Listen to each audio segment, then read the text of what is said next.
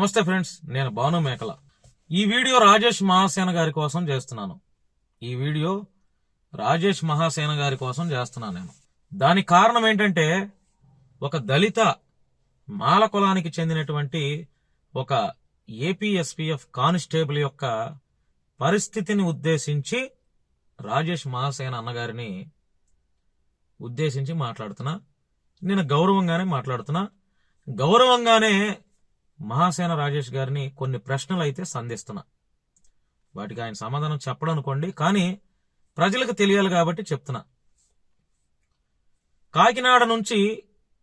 కాకినాడ పక్కన సామర్లకోట నుంచి రాజేంద్ర ప్రసాద్ అనే ఒక దళిత మాల కులానికి చెందినటువంటి కానిస్టేబుల్ నా దగ్గరికి వచ్చాడు ఒక సమస్య మీద.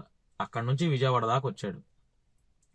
అక్కడ నుంచి నా దగ్గరికే ఎందుకు వచ్చాడు అనే డౌట్ మీకు రావచ్చు. ఎందుకు వచ్చాడంటే, సేవా కార్యక్రమాలు, పేద ప్రజలకి సేవా కార్యక్రమాలు నేను చాలా చేశాను, చేస్తున్నాను, ఇంకా చేస్తూనే ఉంటాను.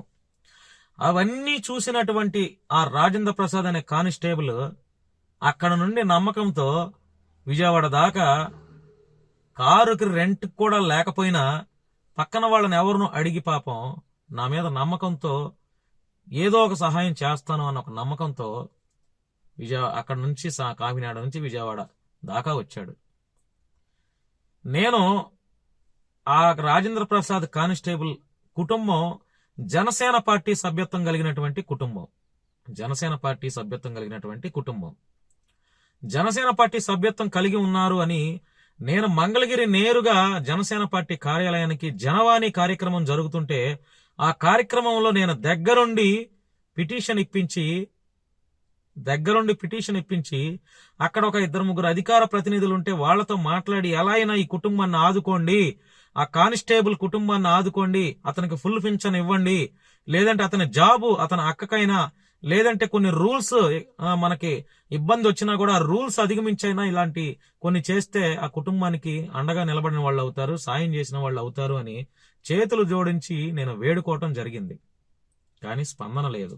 సరే, జనసేన పార్టీ అధికార ప్రతినిధుల నుంచి ఎలాగో లాభం ఉండదు, ఉపయోగం ఉండదని మరి దళిత మాల కులానికి చెందినటువంటి మహాసేన రాజేష్ గారిని మరొక్కసారి నేను హెల్ప్ అడుగుదాం, ఏమైనా చేస్తాడేమో అని పబ్లిక్ గా నా ఫేస్బుక్ వాల్ నుంచి ఒక మంచి పోస్ట్ చాలా గౌరవంగా నేను పెట్టడం జరిగింది.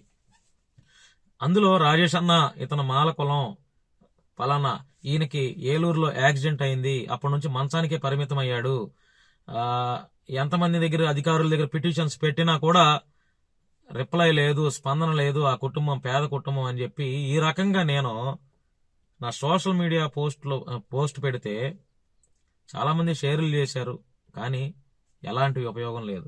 ఈ సందర్భంగా మహాసేన రాజేష్ గారిని నేను 2-3 ప్రశ్నలు అడుగుతున్నా. అన్నా, నేను ఒక సామాన్య జర్నలిస్ట్ని, నేనే దాదాపుగా ఒక 150 మంది పేదవాళ్ళకి నేను హెల్ప్ చేశా. 5,000, 10,000, 25,000 దాతల యొక్క కాళ్లు పట్టుకొని అవసరం అయితే బెగ్గింగ్ చేసైనా ఒక పేదోడికి ముద్ద పెట్టా. నువ్వు ఒక అధికార ప్రతినిధిగా ఉన్నావు, అందులోనూ మాల కులానికి చెందిన వ్యక్తివి.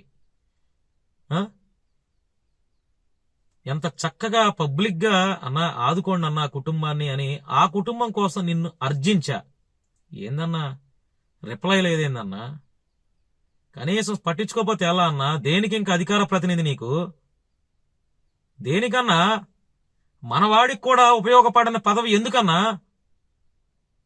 బాధేస్తుంది.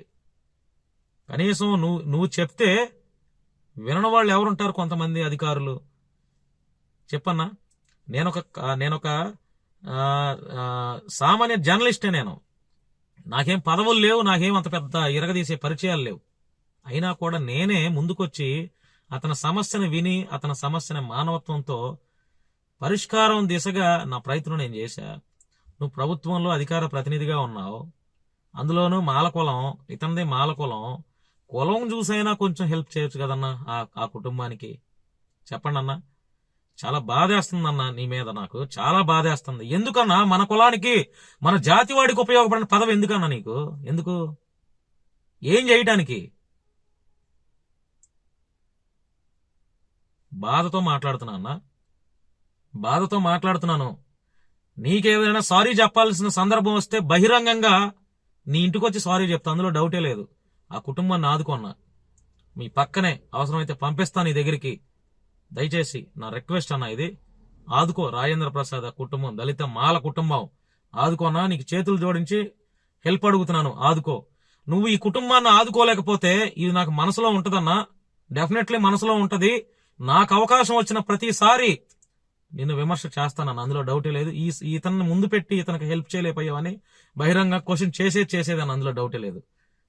ఆదుకోన్నా, పదవి ఉంది, అధికారంలో ఉన్నావు, ఆదుకో. మన వాళ్ళకు ఉపయోగపడు, మన మాల వాళ్ళకి, ఆపదలో ఉన్న వాళ్ళకి ఆదుకో.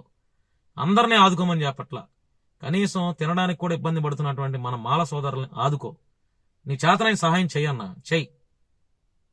అంతే. నాకు ఇంకా ఎక్కువ బాధతో నేను ఇంకెక్కువ మాట్లాడతానని నాకు కొంచెం ఇబ్బంది అనిపిస్తుంది. అందుకే ఈ 5 నిమిషాల వీడియోను 6 నిమిషాల వీడియోను చేస్తున్నాను. దయచేసి ఆదుకోన్నా. కులమతాలు ఇందులో చూడొద్దు. నేను పలానా వాడినో లేకపోతే పలానా కులం అని చెప్పి ఈ వద్దన్నా, ఓకేనా? కాబట్టి నువ్వు మరి ఏం చేస్తావు అన్న, నేనైతే ఈ వీడియో ద్వారా నీకు ఈ సందేశాన్ని పంపిస్తున్నాను. నీ ఇష్టం అన్న. ఇంకా థ్యాంక్ యూ రాజేష్ అన్న, థ్యాంక్ యూ. చూద్దాం అన్న నువ్వు ఏం చేస్తావు.